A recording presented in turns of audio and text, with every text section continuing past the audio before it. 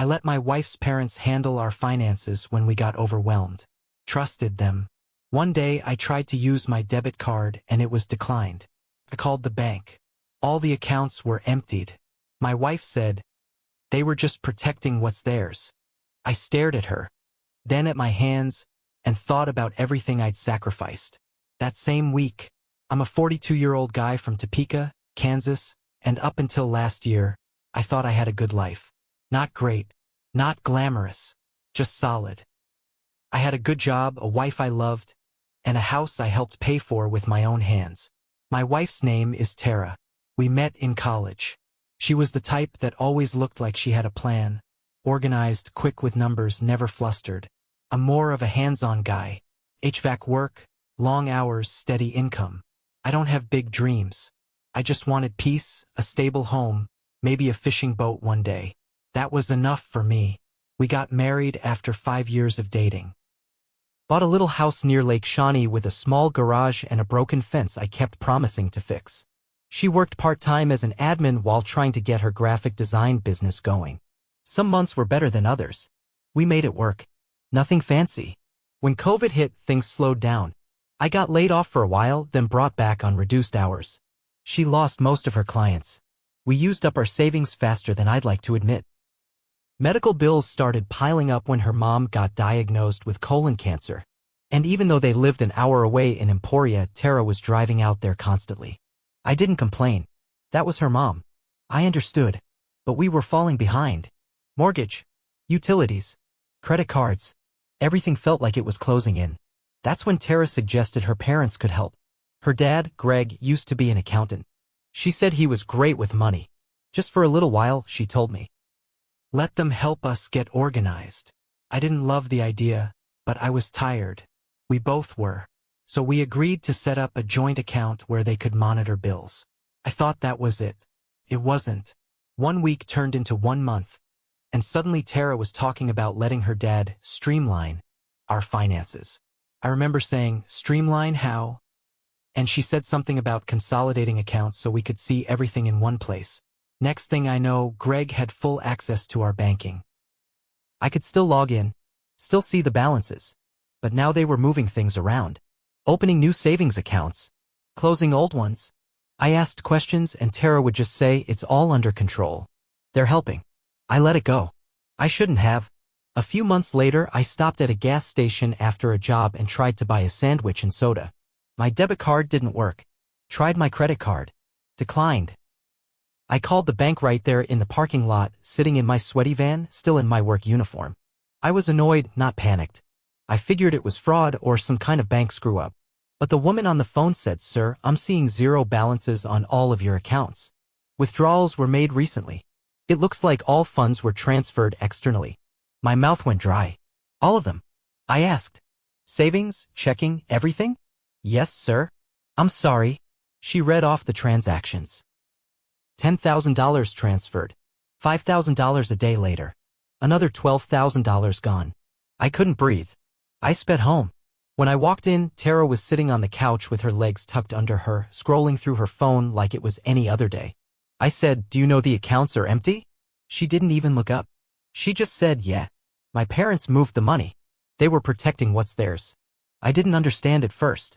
I actually thought she meant someone stole from them. I said, "What are you talking about? What do you mean, what's theirs?" "That was our money." She finally looked up. Her face was calm, like this wasn't a big deal. "My dad said it wasn't safe anymore.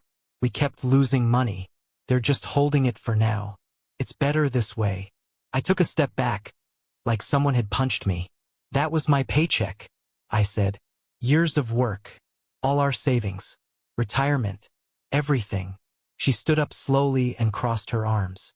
"You've always been reckless," she said. "You wouldn't even have any of that if it wasn't for my dad stepping in." I laughed. I actually laughed out of shock more than anything. "I've worked every day since I was 17, I said. "I've never taken a handout.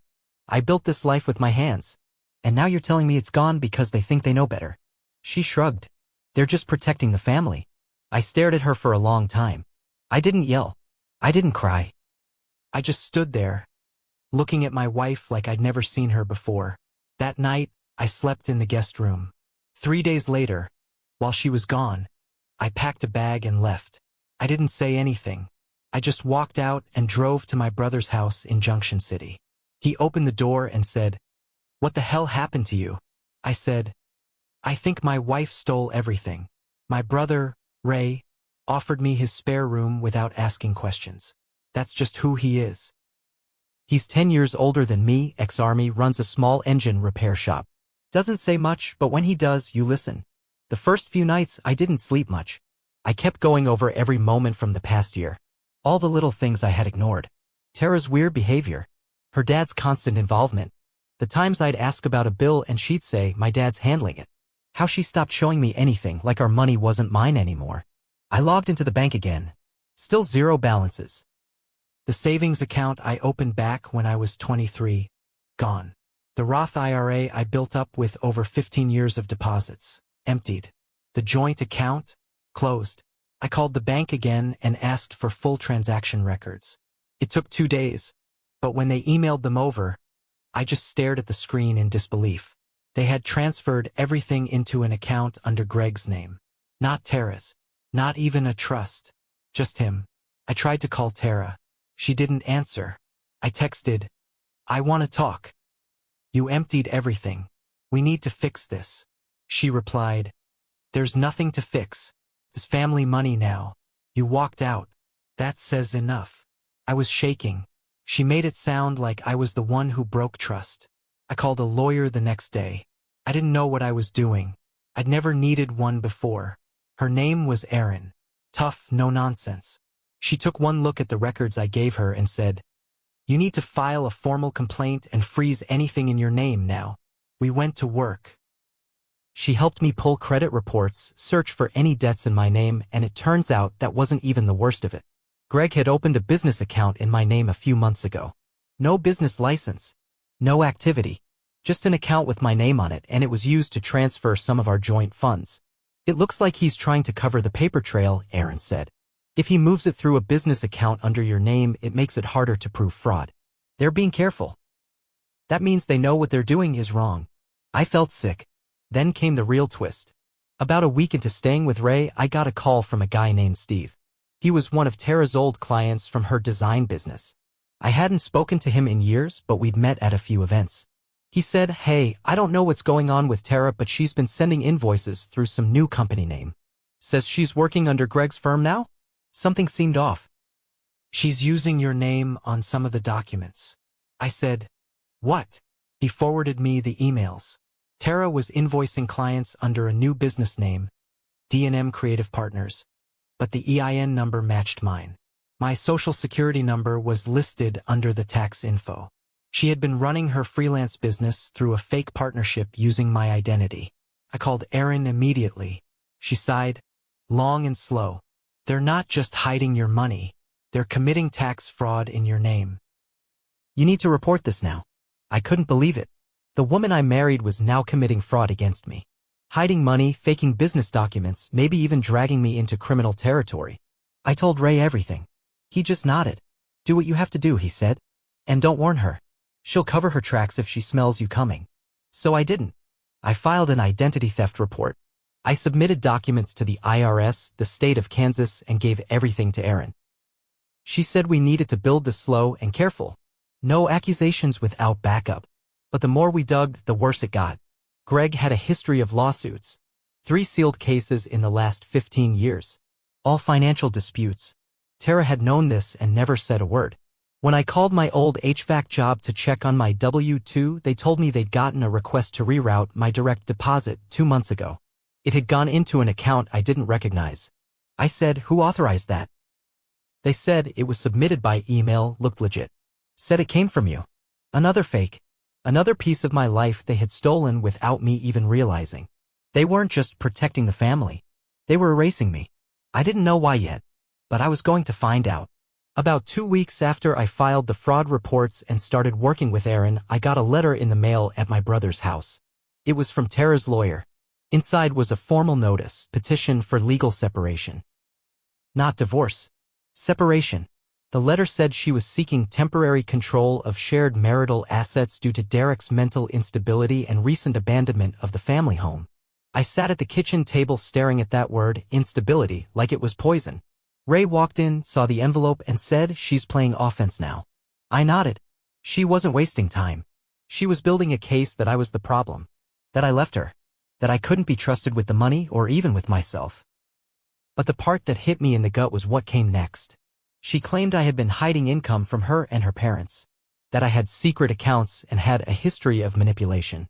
I wanted to scream. I hadn't done any of that. Everything she knew about our money came from me. I was the one who paid the bills. I was the one who gave her access to my passwords. I was the one who trusted her father when he said he could help. Aaron looked over the letter and said, "They're flipping the script. If they get ahead of you in court, they can claim everything they did was to protect themselves from you." I asked her if we had a chance. She said, "We don't just have a chance. We have proof. But we need more. And we need it fast." That same night, I got a call from an unknown number. It was 9:43 p.m. I almost didn't answer, but something in my gut told me to. A woman's voice said, "Is this Derek?" I said yes. She paused and said, "You don't know me, but I'm Greg's niece. My name is Melissa. I think you're in danger." I froze. "What?" She explained everything in a low, nervous voice.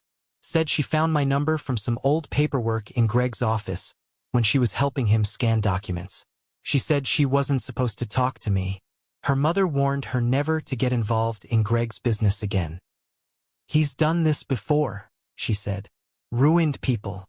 Took money. Claimed it was for the family." I asked her, "Why are you telling me this?" She said, "Because you're the first one who's fighting back. And because you seem like you didn't deserve this." She said Greg had lost a massive amount of money in a failed investment scheme last year, something involving commercial property out in Wichita. He was tens of thousands in debt. And get this, he had been funneling money from multiple family members' accounts, hiding it, then blaming others when it went south. She said, "He's using you to cover his losses. I think Tara knows. I don't think she cares." I hung up the phone shaking. The next morning, Aaron and I filed a motion to freeze all remaining joint assets and submitted a restraining order against financial manipulation. But the real twist came 3 days later. Ray came in from checking the mail with a puzzled look. "You expecting something from a private investigator?" I wasn't, but I opened the thick envelope, and my whole body went cold. Inside were printed photos. About 20 of them. Time-stamped. Dated. They showed Tara at a restaurant in Kansas City, holding hands with a man I didn't recognize. Laughing. Kissing. Leaning into his shoulder. Not once. Not twice. Over several dates across 3 weeks. The last photo? Her walking into a hotel with him at 11:24 p.m. Aaron called the investigator who sent the file. He had been hired anonymously. He refused to say by who. But I didn't care. Whoever sent those saved me months of guessing. Tara hadn't just betrayed me with money. She was cheating, replacing me, rewriting the story while I was still in it. And the man she was with? Aaron ran a check. He was Greg's old business partner. A guy named Carl Reese. The same man Greg had been in court with over a breach of contract 7 years ago. Aaron looked me dead in the eye and said, "This isn't just family drama. This is a full-blown con." I nodded. I finally believed it. They were setting me up for a fall. A big one. Financial ruin. Legal trouble. Maybe even jail time if they pulled it off. But now I had proof. And I wasn't going to run. The day the court hearing started, I wore my old work boots. Not because I didn't have anything better, but because I wanted to feel grounded. Real. Like myself. The man I was before they tried to take everything from me. Tara walked into the courtroom like she owned the place. Her hair perfect, her lawyer smug, wearing a fitted navy blue suit. Greg was behind her, stiff and stone-faced. He gave me a little nod like this was just a formality. I didn't nod back. My lawyer, Aaron, opened with everything we had. The bank transfers, the fake business account, the forged tax documents, the identity theft report, and the photo evidence of Tara's affair. She had it organized by date, by time, by signature. Tara's lawyer tried to cut in. Claimed it was a misunderstanding, that I abandoned her and that Greg only acted in good faith to protect the family's finances. Aaron dropped the hammer. She showed the judge signed forms where Greg had moved money from my name into his without a power of attorney, without written consent. Then came the surprise. We had Greg's niece Melissa there, ready to testify under oath. She sat there, trembling, but told the court exactly what she told me. Greg's past schemes. The property investment that tanked. The money trail she saw him trying to clean. The pattern. Then Aaron brought up the hotel photos. The judge looked uncomfortable, but they mattered not because of the cheating, but because of the timeline. While Tara was pretending I had mental issues and accusing me of hiding money, she was spending nights in hotels with Greg's business partner, Carl. And then came the final twist. Aaron had subpoenaed bank footage.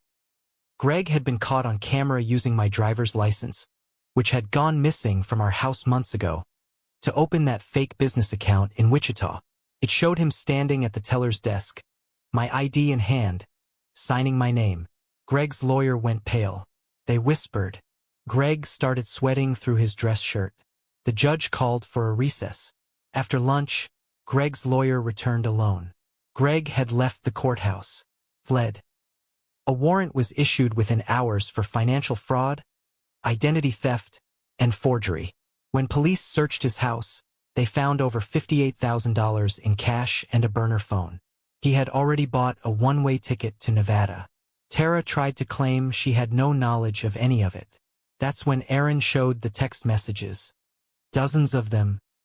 Between her and Greg, planning how to shift money before Derek wakes up, how to file documents to bury him in court, and how to make sure I got nothing in the split. The judge ruled almost immediately. All funds restored to me. All assets in my name unfrozen. All tax debt removed. Tara was fined for contempt of court, hit with her own identity theft charge, and forced to pay all legal fees, mine included. But that wasn't the end. After the case, I filed a civil suit for damages. Pain and suffering, career impact, reputational harm. The court awarded me $312,000 in damages. Tara didn't have it. Neither did Greg, obviously, since he was sitting in county jail when the judgment came down. So what did they have? The house, the car, and Tara's precious freelance brand. Now stained by public court documents and criminal fraud, she had to sell it all. Everything.